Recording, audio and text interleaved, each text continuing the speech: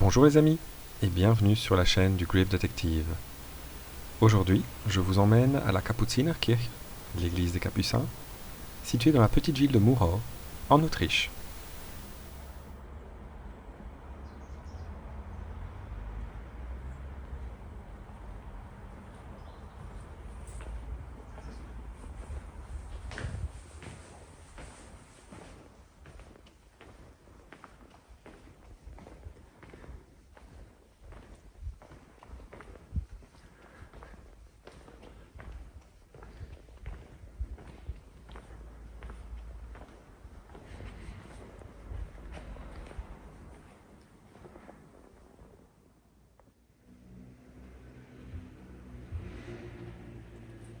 La tombe qui nous intéresse aujourd'hui est celle d'Anna Neumann.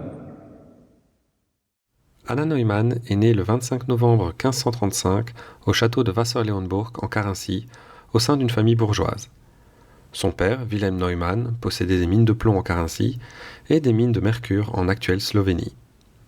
Anna est née du second mariage de son père avec Barbara Rumpf-Wulros, fille du bourggraf Klagenfurt, c'est-à-dire du commandant de la place forte de Klagenfurt.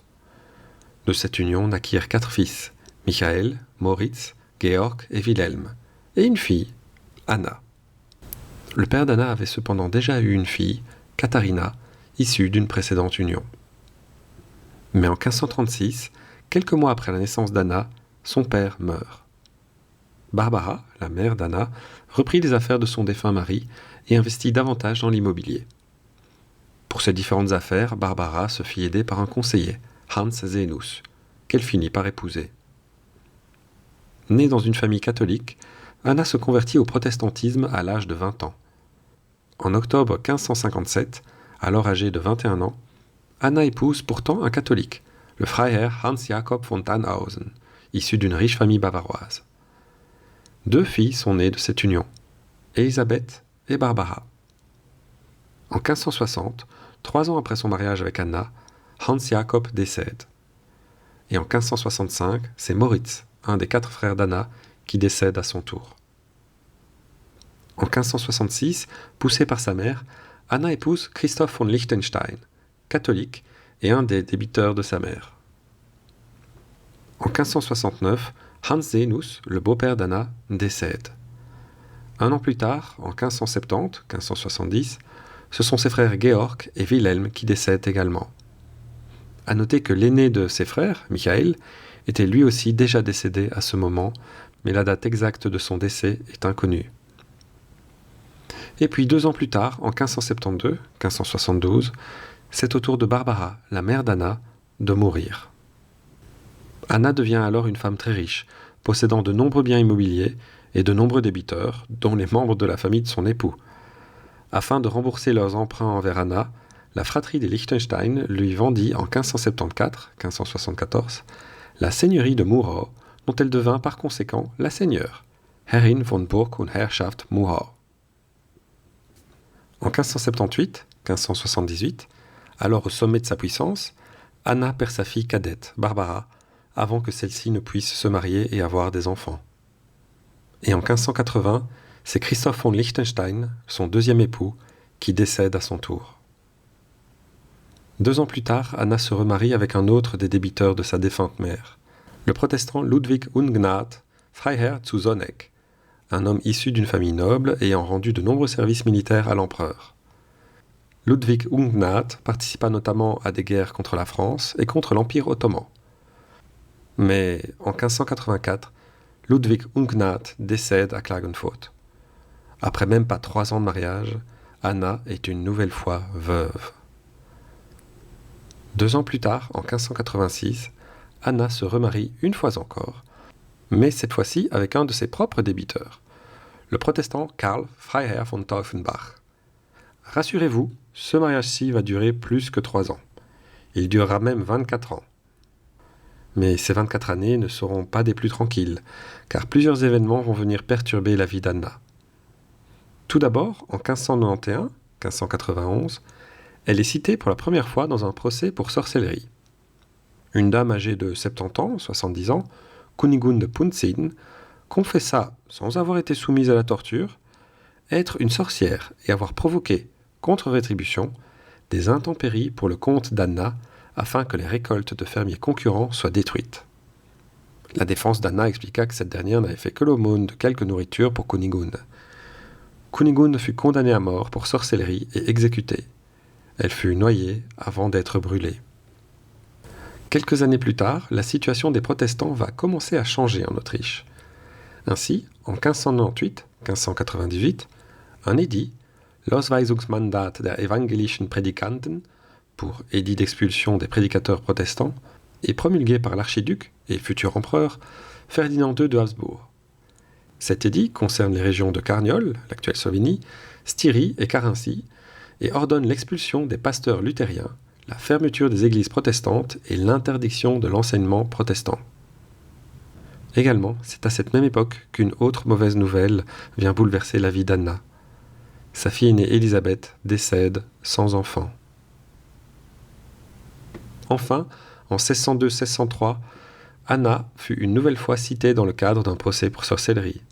Cette fois-ci, un couple, Hans Trexler et Lucia Reiniger, accusa Anna de leur avoir donné en aumône du vin mélangé à du sang et de leur avoir promis de l'argent afin de provoquer ici aussi des intempéries. Sous la torture, Hans expliquera avoir menti. Anna lui avait fait l'aumône afin de l'encourager vers la prière. Hans et Lucia furent condamnés à mort pour sorcellerie et exécutés. En 1610, après 24 ans de mariage, Karl, le quatrième époux d'Anna, décède. Anna se retrouve alors seule, sans enfant, sans descendance, à l'âge de 75 ans, 75 ans. Anna devait se trouver un mari rapidement, et un mari catholique en raison des lois anti-protestantes en vigueur. Ainsi, en 1611, à l'âge de 76 ans, 76 ans, elle épousa le catholique Ferdinand, comte de Salamanca-Ortenburg. Ferdinand avait 30 ans au moment de ses noces. L'arrière-grand-père de Ferdinand, Gabriel Salamanca, avait été un conseiller espagnol de l'empereur Ferdinand Ier. 5 ans après leur mariage, Ferdinand décède. Un an plus tard, le 25 juillet 1617, Anna se marie une nouvelle fois encore, pour la 6e fois. Elle épouse le catholique Georg Ludwig, comte de Schwarzenberg. Elle a 82 ans, il en a 31. Georg Ludwig poursuivait une carrière de diplomate pour le compte de l'empereur. Un an après son mariage avec Anna, la guerre de 30 ans éclata. Ses activités diplomatiques l'emmenèrent alors aussi loin que Bruxelles et l'Angleterre. Sentant sa fin approcher, Anna écrivit à l'empereur afin d'avoir l'autorisation de revoir son mari une dernière fois. L'empereur lui devait de l'argent. Le vœu d'Anna fut exaucé. Anna mourut le 18 décembre 1623. Après sa mort, Georg Ludwig se remaria et eut 2 garçons de ce second mariage. Il fit raser le château Liechtenstein de Murau et fit construire à sa place une bâtisse de style Renaissance, l'actuel château de Murau. Il mourut en 1646. Grâce au talent d'administratrice et à la fortune d'Anna, la ville de Murau connut une période de prospérité. Anna réorganisa notamment les droits sur le bois et les pâturages, développa l'administration locale, agrandit l'hôpital et aida les pauvres, leur distribuant nourriture et argent. Elle mit même en place une sorte de système d'épargne où les habitants pouvaient déposer leurs économies et recevoir des intérêts. De nos jours, l'hôtel de ville de Murau abrite une exposition sur la vie et l'œuvre d'Anna Neumann.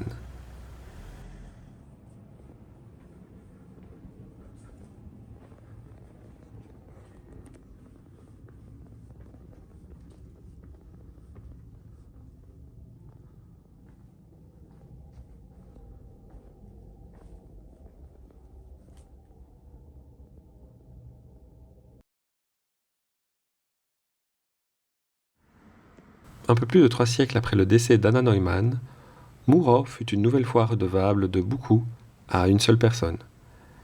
Ainsi, à la fin de la Seconde Guerre mondiale, en mai 1945, alors que l'armée soviétique avançait vers la ville, Karl Brunner, résistant autrichien et conseiller municipal local, eut une idée pour éviter que Murau ne tombe aux mains des soviétiques. Il organisa la libération de quelques prisonniers de guerre britanniques détenus dans un camp à Murau et leur demanda d'administrer la ville au nom du Royaume-Uni. À leur arrivée à Murau, les soviétiques n'ont pu que constater que la ville était déjà occupée par les troupes britanniques. La manœuvre réussie, les soviétiques se retirèrent. Aujourd'hui, Le buste de Karl Brunner orne une des entrées de la ville, à l'ombre du château de Georg Ludwig, non loin de la brasserie de Moureaux, fondée en 1495-1495, et non loin des sifflements de locomotives à vapeur des Steiermärkische Landesbahn.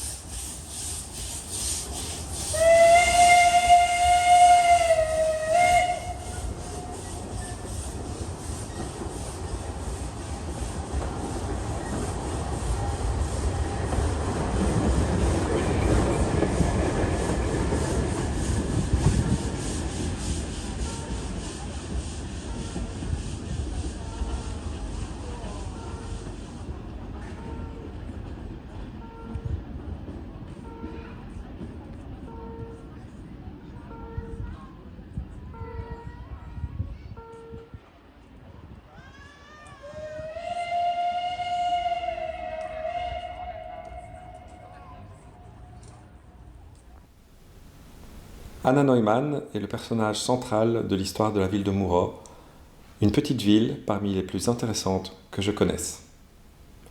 Les amis, merci d'avoir regardé cette vidéo, j'espère qu'elle vous a plu, et j'espère vous revoir bientôt pour une autre vidéo. Au revoir!